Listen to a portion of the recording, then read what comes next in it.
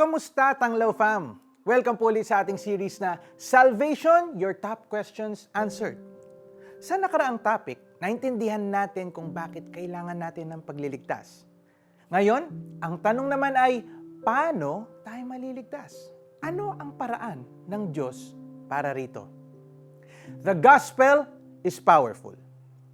Madalas kapag naririnig natin ang salitang gospel o good news, iniisip natin na ito ay simpleng payo lang o isang set na mga aral na dapat nating sundan. Para sa iba, parang isa lang itong religious story. Pero ang totoo, ang gospel ay higit pa riyan. Sabi sa mga taga-Roma 1:16, ito ay ang kapangyarihan ng Diyos para sa kaligtasan ng bawat sumasampalataya. Hindi lang po ito basta salita. Ito ay kapangyarihan ng Diyos na may kakayahang baguhin ang buhay ng tao. Bakit ito kapangyarihan? Dahil ang gospel ang sagot ng Diyos sa problema ng kasalanan. Ang gospel ang mensahe ng Diyos para muling makalapit tayo sa Kanya. Ito ang magandang balita. Tayo ay nagkasala at hindi natin kayang iligtas ang ating mga sarili. Kaya si Jesus ay namatay sa krus para bayaran ang ating mga kasalanan at buhayin tayong muli. Ito ay para bigyan tayo ng bagong buhay.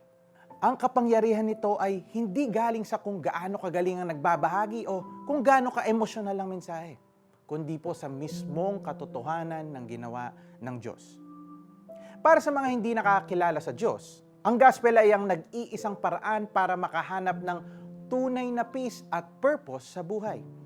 Para naman po sa ating mga Kristiyano, ito ang patuloy na pinagmumulan ng lakas para mamuhay ng may pag-asa at pagbabago.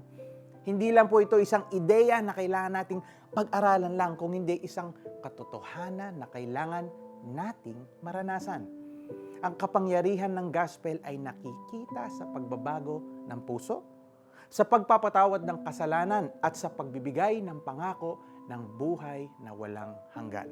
Hindi ito kalokohan, kundi ang pinakadakilang kapangyarihan sa lahat. Panginoon, salamat po sa inyong good news, ang inyong kapangyarihan para sa aking kaligtasan. Tulungan ninyo po akong lubos na maunawaan at tanggapin ang katotohanan ito.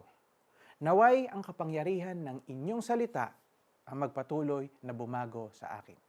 Sa pangalan ni Jesus, Amen. Ang practical na application nito ay simple lang. Tanggapin ang good news ng buong puso. Maniwala sa mensahe ni Jesus at sa kanyang ginawa para sa iyo. Kung nagawa mo na ito, ibahagi ang kapangyarihang ito sa iba sa pamamagitan ng iyong buhay at salita. Hindi ko kinakahiya ang magandang balita sapagkat ito ang kapangyarihan ng Diyos para sa kaligtasan ng bawat sumasampalataya, unay sa mga Hudyo at gayon din sa mga Griego. Mga taga-Roma 1:16. Sana'y naging malinaw sa atin ngayon ang kapangyarihan ng Ebanghelyo. Ito ang tulay na nag-uugnay sa atin sa Diyos. Patuloy po tayong mag-reflect at maghanap ng katotohanan. Abangan ang susunod nating topic sa Salvation, Your Top Questions Answered series. This is Jer Carceo saying, I am unashamed of the gospel.